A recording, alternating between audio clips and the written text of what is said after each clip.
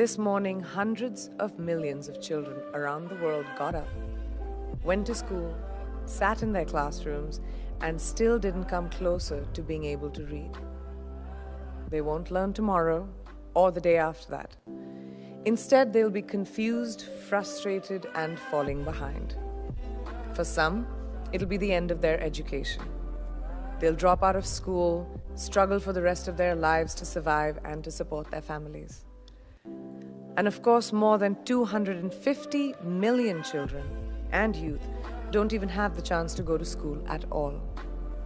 They're not enrolled, they're not learning, and this is attributed to various circumstances: overcrowded classrooms, lack of support for teachers, ineffective or dated curriculum. Basically, the way children are being taught is not working for them. The system is failing them. But looking at the leaders, the innovators, the world shapers in this room today, I'm hopeful that this will not be the end of their story.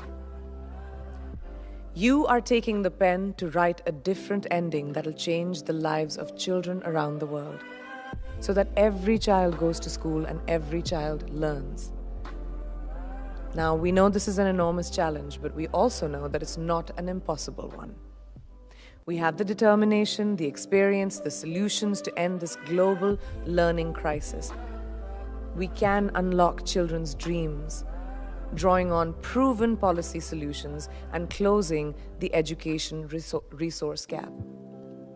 In this room alone, we can see the branches of a global movement to ensure every child learns, including the most marginalized. Now, those branches are growing and extending every day as partners learn from each other, inspire each other, and with their evidence of what is working in different countries.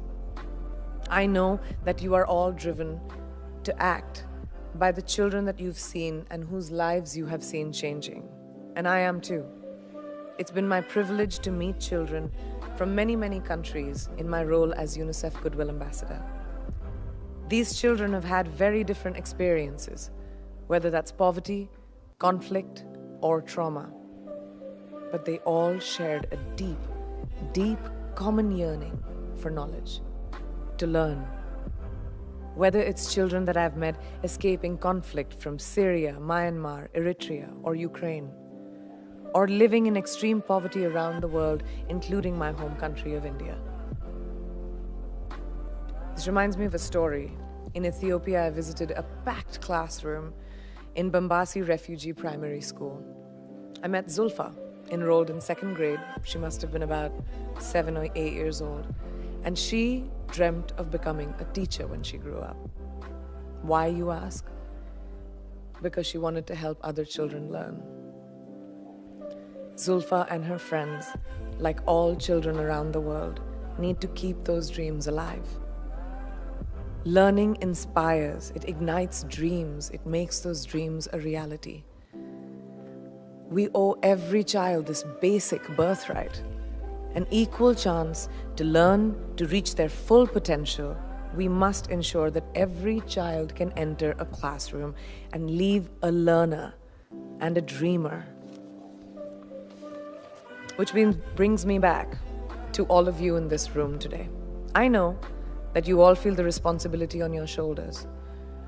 We're looking at you, the governments, the multilateral and civil society partners, to seize the moment and make clear, tangible commitments to help end the learning crisis.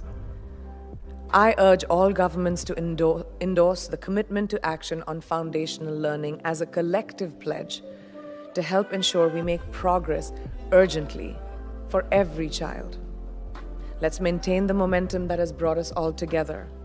Let's not give up. Let's not slow down, and let's not accept the unacceptable. We all know what needs to be done, and we must keep fighting to protect their rights, their dreams, and most of all, their potential.